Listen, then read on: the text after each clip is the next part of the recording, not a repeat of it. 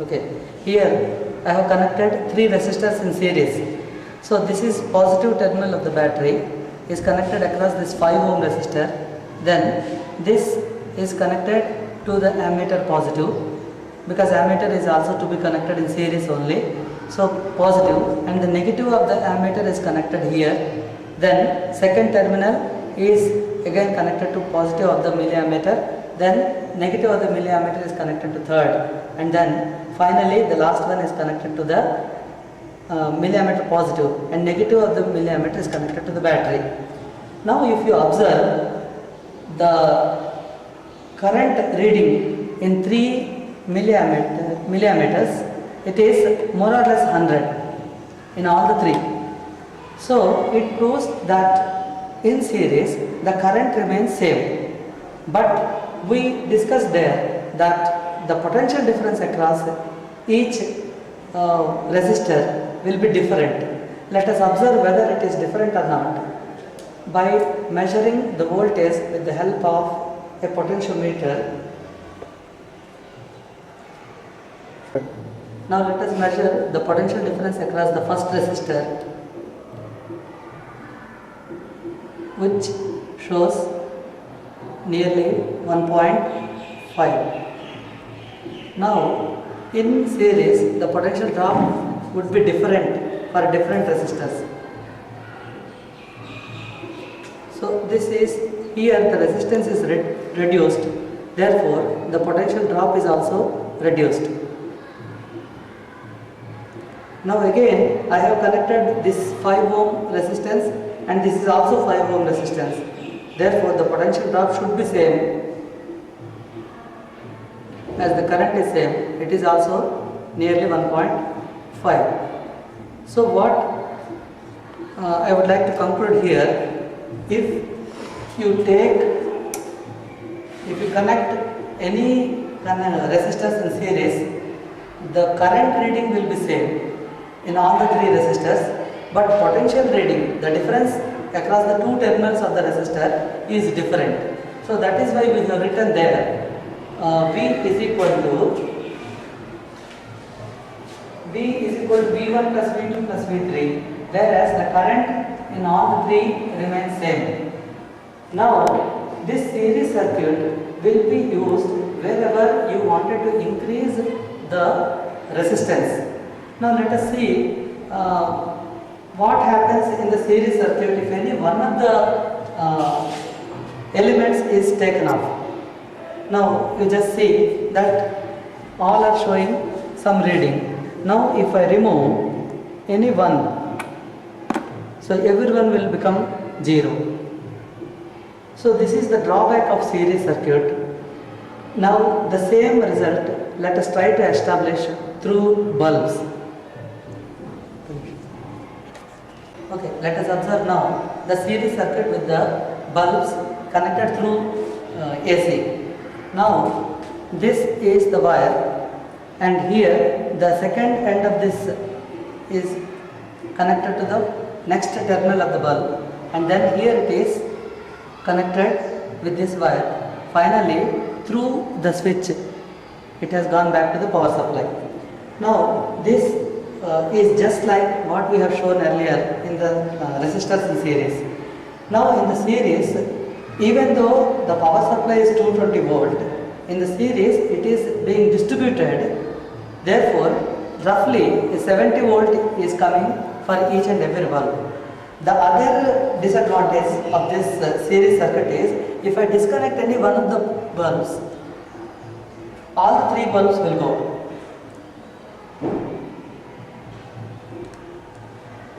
So in this way, this series circuit is connected. Even if I take out this also, everything will be off.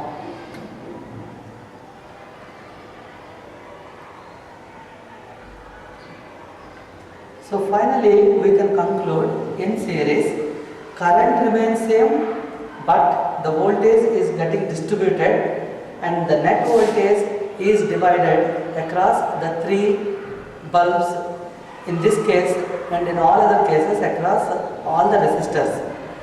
This is the reason why we do not connect all the electrical appliances in our household circuits in series. Household circuit is always parallel. In the parallel, what is the advantage? Even if one bulb is not working properly, still all other equipments can be working. So that is the advantage of parallel connection. So that is why household circuit is not in series, but always it is in the parallel connection only. So we can demonstrate with the same bulbs the parallel connection also, where you will see that the brightness of the bulbs are equally glowing. So here, because the potential remains same there and current will be branchized, whereas in the series current remains same and potential is getting divided across the number of elements that are connected in series. This is parallel circuit of the bulbs.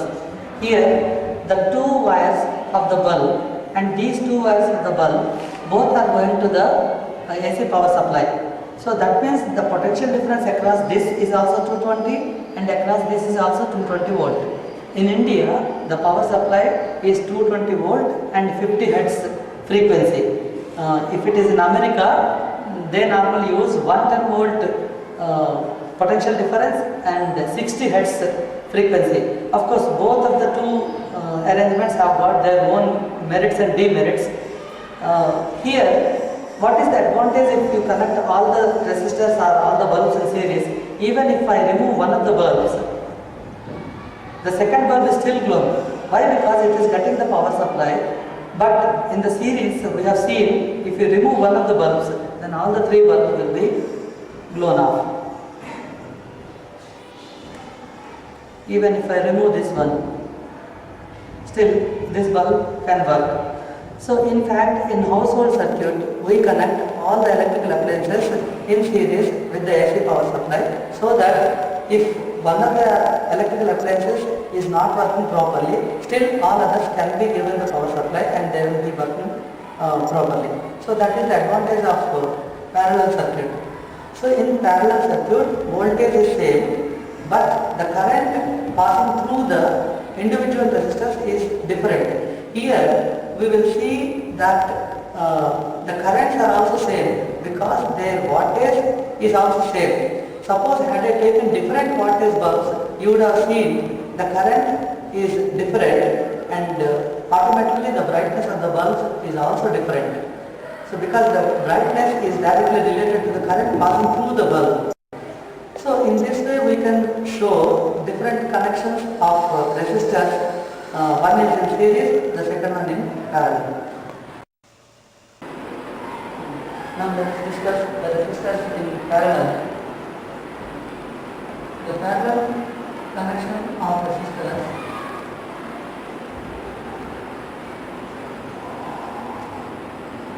these are the three resistors R1, R2, R3.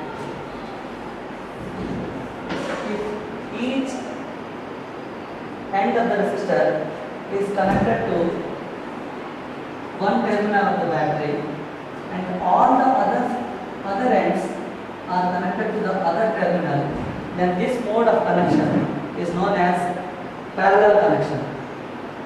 Here, if I current comes from the positive terminal of the battery, it goes up to here and here it will be branchized.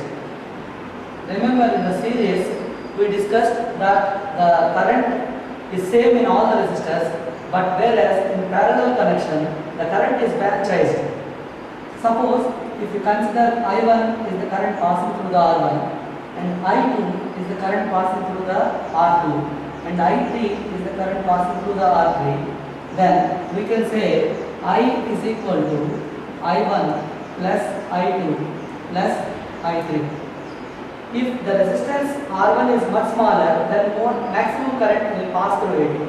And here in the reverse ratio, lesser is the resistance, more is the current passing through it. Now, here, if you take 1 voltmeter across this, another voltmeter across this, and the third voltmeter across this, all these 3 voltmeters will show the same reading because these are connected across the two terminals of the battery.